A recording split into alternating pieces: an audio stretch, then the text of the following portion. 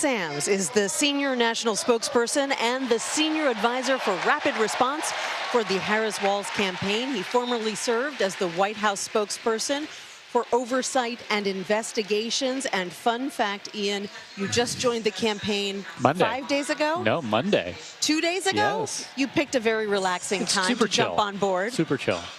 Tell us a little bit about your role and why you decided to leave the White House to come to the campaign. Well, we've got 75 days left of the campaign. A lot of energy right now, but a lot of work to do. It's going to be a really close race. Obviously, former President Trump has uniform support in the Republican Party. We want to win the race, and so we're going to be working really hard these next 75 days. So it's a great place to be. Ian, you've got a history with Kamala Harris. You served as her national press secretary back in 2019 when she made her first run for the presidency. That was a famously rocky campaign. She pulled out before the Iowa caucuses.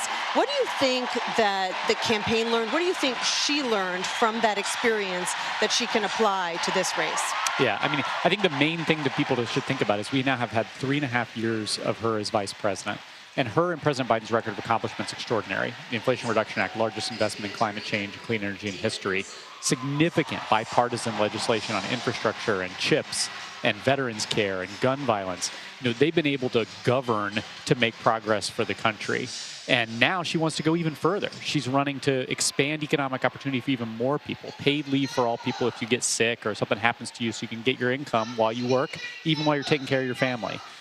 Raising the minimum wage, things like that, lowering costs. We saw a plan that Sheila rolled out last week about taking on corporate greed and making sure that people who are jacking up prices on consumers while they're reaping record profits are held accountable if they're violating the law. So these are the kind of things that she's running on now and working really hard to communicate to the American people. Obviously, the enthusiasm and energy of the Democratic Party is completely united behind her and Governor Walz right now. And our job right now is to capture all that energy and turn it into action. You heard Michelle Obama talk last night, said do something.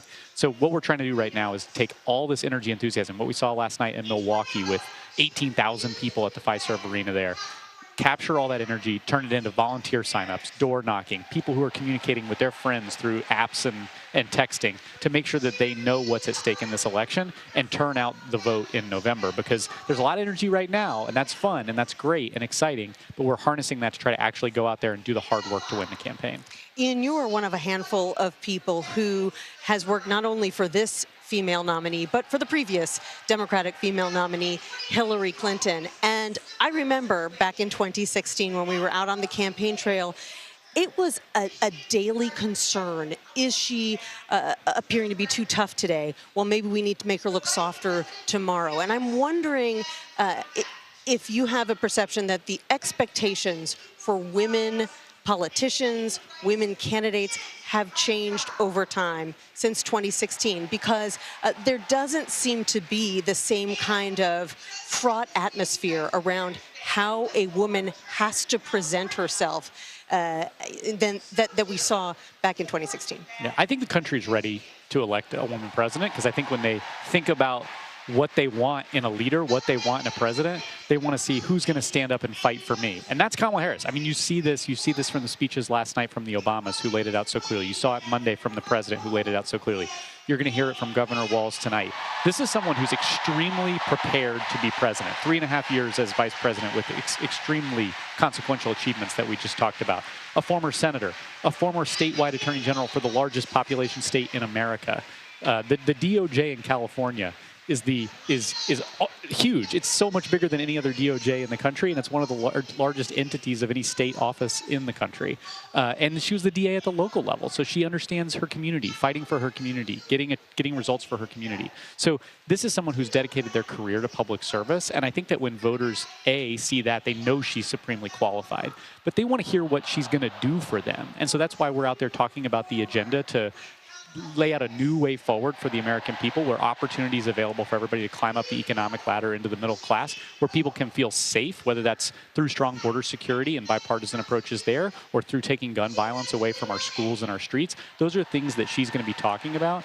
And I think that the American people will render a judgment based on who they think the best candidate is. And when it comes to looking at Vice President Harris versus the chaos, the division, the fear, the anger, the rage tweeting about electric sharks or whatever it is he's talking about, that choice is going to be very clear, and it's going to lead to Kamala Harris being the next president. Tell us what we can expect from the vice presidential nominee, Tim Walz, here on stage tonight. Well, he's going to introduce himself to the world. I mean, relatively unknown to the American people. And this is someone who has such a unique and interesting story to tell. I mean, when's the last time we had a vice president who was a football position coach, right? I mean, that just hasn't happened in so long, and we don't really know a lot about this guy. So he's going to speak tonight and talk about his rural Nebraska upbringing, the values that were instilled in him about service. His father, who signed him up with him when he was 17 years old to join the military, who went into school teaching and taught classrooms. I mean, this is someone who's in touch with his community. And I think you're going to hear from his former students, some of his former players, who are going to tell you who this person is. And I think that when the vice president was meeting with him for his selection about a running mate, it was obvious that this is a special guy. This is someone who has a unique ability to connect with people where they are, who talks like a normal person, who is a normal person. And I think that that means something. People are looking for that authenticity right now from their elected officials and political leaders. And I think that the American people are going to get to see some of that tonight when he talks about his own story. Senator Brian Schatz described Tim Walz today to me as aggressively normal. Pretty good. Ian Sams, on day 3 of your service to the Harris campaign, you're totally up to speed. Seems like you've been there an entire week. We'll keep doing this. Thank you so much. Appreciate it.